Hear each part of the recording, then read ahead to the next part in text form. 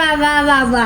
तुम्ही म्हणणार हो असं का बोललाय, नेमका विषय काय झालाय, चला तर मग सांगतो. मग आज तुमच्या भावानं दाढी आणि कटिंग केलेला, हेच घरच्यांनी एकापेक्षा एक बोलायला चालू केलेले. एवढंच नाजूक बारीक मिशीच्या दाढीचे माणसं होता त्यानंतर ह्यो पण बोलायला ऐकणं झाला. पोपडावाणी दिसते. त्यानंतर आमची मम्मी पण बोलायला सुरुवात केली. बघा एवढं बुचका येते जा, एवढं वाढते गाडी, काय उपयोग आहे पैसे देऊन 100-150. ह्याच्या अगोदर कॅमेरा चालू होता पण माहित नव्हतं, आणि आता चालू असल्यावर कसं बोलली बघा. मम्मी कसं आलाय कटिंग बिटिंग दाढी मस्त छान.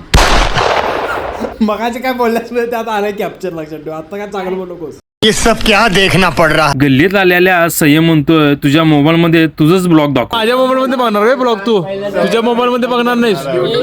काय नेट नाही, काय रिचार्ज केलं नाहीत. अरे घरात मोबाईल आहे. मग जायचं लगे बघायचं रे. फॉलो केला नसेल मला वाटतंय तू. गल्लीतला जायचा तुम्ही, असं लक्षात ठेव, असं करायला. मग इंस्टाला इंस्टाला नाही, मी इंस्टा बघत नाही. बघायला पाहिजे, मी टाकतो मी बघायचं. नाही, इंस्टावर घाण येते.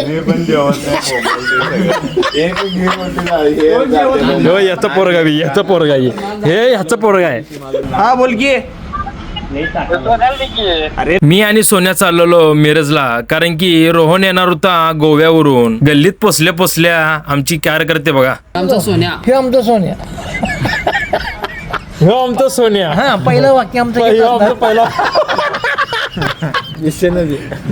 पहिलं वाक्य आमचं हेच. ह्यो आमचं सोन्या. बघून घ्या आता त्याला. आता त्याला बोल घ्या, मास्क घातल्या नंतर दाखवतो काढल्यावर. चला जातो.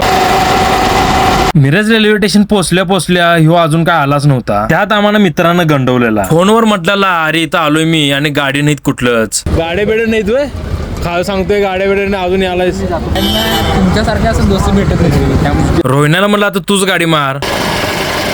रस्त्यावरून चाललेलो तोपर्यंत टायलीची अवस्था बघा कशी झाली ती.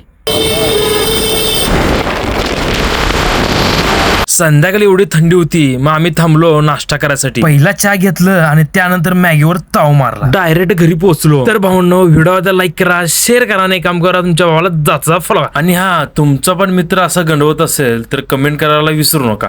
चला.